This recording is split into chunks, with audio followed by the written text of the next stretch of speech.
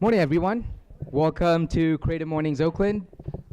Thank you all for being here so early this morning. So our theme for the month is sound, chosen by the chapter in Dublin, Ireland. We have this lovely illustration by Derry Dillon. Thanks to Wix.com for sponsoring the global event. And generally, if you've come to our talks before, we have one 20-minute lecture by one speaker followed by a Q&A session.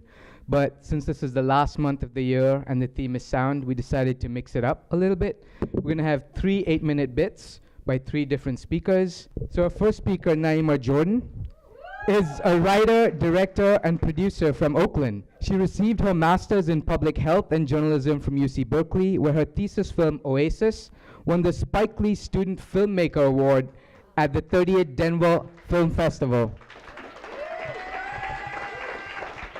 Niema currently works at Trilogy Films and is a board member at Camp Real Stories. So please give it up to Niema Jordan.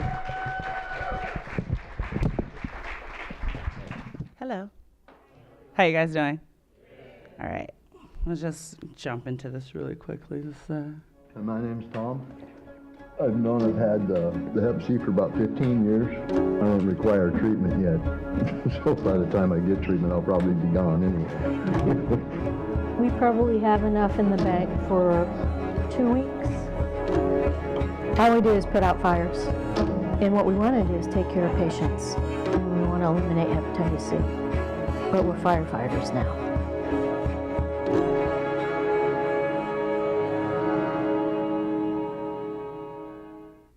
Okay. So that's the 30-second trailer for my documentary, Oasis. And it is about a clinic in Oakland that treats current and former drug users for hepatitis C. And this project brought about a lot of different things around the idea of sound, around sound for me. And so I'm gonna try to run through a few of those. If you can tell me when I'm at 5 minutes, because I like to talk a lot. Just honest. So one of the first things that happened with this film was it was my thesis film, and we needed to put together our teams. And most people were shooting teams of 3 or 4. Most students who were considered the director and producer on their film, they also were the cinematographer on their film. And I kind of had a moment where I was like, yeah, I shoot, but I don't shoot like that. You know, there are a ton of people in my class and in my cohort who are far better shooters than I am. So maybe I should have one of them do it. But then like ego crept in, right? And I was like, well, if it's my film, I need to be holding the camera. And so there was a struggle. And how many of you can name your favorite director? Okay. Favorite cinematographer? Your favorite sound recordist on a film? Your favorite sound engineer or mixer for films? You see how how it changes, right? It changes. And so I'm like, I want to make this film. And then I had to say, okay, I really, really love sound. Like I've always loved sound before I even got into film. Like music had always been a thing for me. And so I knew my favorite producers and sound engineers. And it was like, really, but like film felt different. I was like, if it's going to be a movie, I need a camera and I need to be that person. And then I went out on a few shoots and I was like, no, you're not. That's not gonna happen. So I called someone else in and said, listen, like you are far better at this than I am.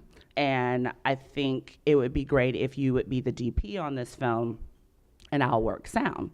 And part of that came from having a director come into my classroom and talk about being a director of feature-length documentaries and working sound. and what it means for you to direct something when you are very tapped into all of the stories that are happening around you and not solely focused on the picture. And so she was someone who was a really great shooter, but it decided that, you know, the way her vision for her film changed when she was tapped into what everyone around her was saying, and what directions her film were able to go in really helped her become a different type of director. So I was like, yeah, I'm gonna be that person. And so that was sort of my first space with sound, was like starting to, like, knowing that sound is really important, but also understanding that it's very overlooked, and thinking about what it would mean for me to direct films and be able to really tap in. And so I'm working sound on this documentary. And then there was a moment where my father's voice was in my head constantly. When I was growing up, my dad would always say, "You hear me, but you're not listening." And I'd be like, no. He's like, "You hear me, but you're not listening." And the way that really came up for me with working on this film was I knew what story I wanted to tell when I went into the space. That's part of how I got my project approved. I was like, so there's this clinic, there's this disease, there's this cure.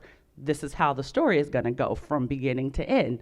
And documentary film doesn't work like that, but in my head, I was like, you know, I come from a writing background as well. So you have something, you know how you want it to go. If you think about scripted television or film, you know, beginning, middle, and end, I come up with that. And so there's a space where going in, you realize that you're hearing everything around you.